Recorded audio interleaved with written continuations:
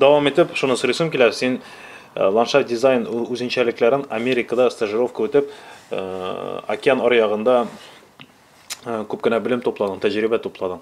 Менә Америкада өйрәнгән кеше буларак бу үзенчәлекләрне ландшафт дизайнына һәм инде хәзер шактый еллар Россиядә, аермаганда Мәскәүдә, шушы юнәлештә эшләп, аннары Казанда, хәзер Сабада.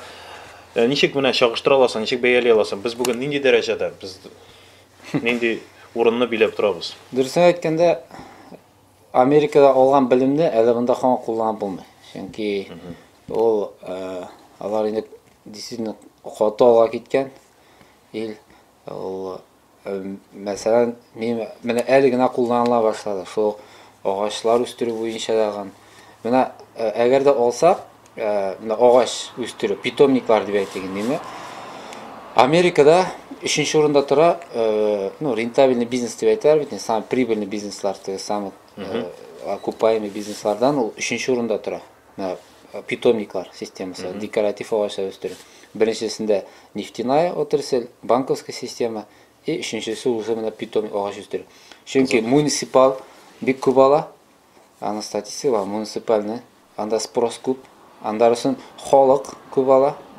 Шуның өчен бездә халык әле һаман уйлый, что ул агач ничектер үзе үсә дип. Ул агач үзе үсми, ул декоратив агачлар, аны карарга кирәк, нәкъ сай бала кебек үстерергә кирәк. Тәрбияләргә кирәк. Һәм Американы күп кенә сорау бирәләр инде. Ничек сонда Америкада халык ничек яши?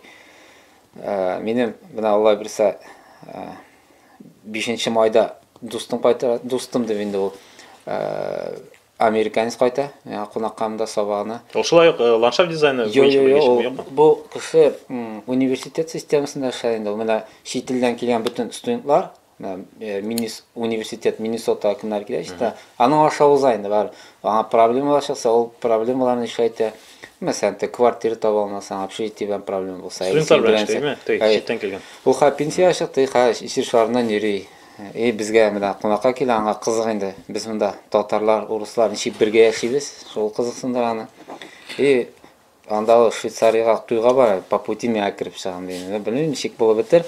Безгә Сабах халкының Америкадан килгән кардәшебезне дип, анда Штатта дип әйтергән, күрү мөмкинлеге була һәм андагы тормыш, мондагы тормыш турында сөйләшергә.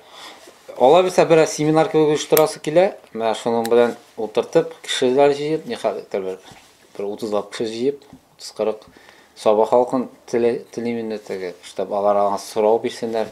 Ул бит чынлап та менә гади кеше ничек анда Америкада яши дигәнне, бит сорап алырга булачак. Сорарга, белергә, чөнки без бит шул телевизордан гына беләбез американецларны. Менә минемчә американецларда шундый начар политика барса да, анда яшәүче кешеләр, алар бик әйбәт кешеләр дип беләм. Анда сәясәт белән халык икесе икән нәрсә. Сәясәт белән халык икесе